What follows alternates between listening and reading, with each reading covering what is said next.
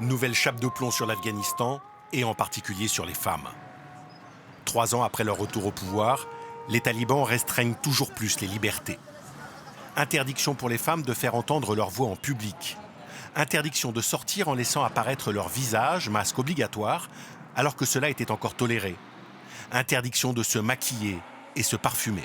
Cette nouvelle loi, c'est comme si on les attaquait vraiment dans leur existence même.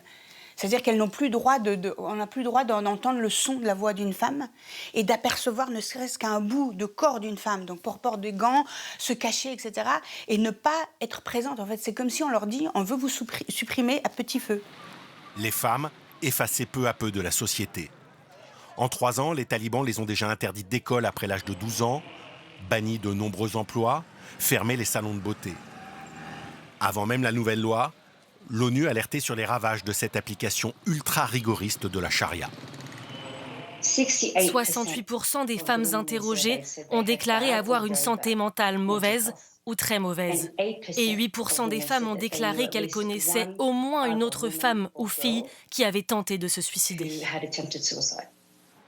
Aujourd'hui, l'ONU se dit préoccupée par la nouvelle loi. Mais les ONG dénoncent le peu de réaction de la communauté internationale.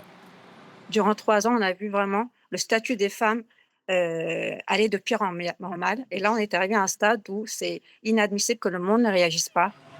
Comme pour souffler le chaud et le froid, les talibans ont annoncé aujourd'hui que la nouvelle loi serait appliquée, je cite, avec ménagement. Promesse dérisoire pour les 28 millions de femmes afghanes.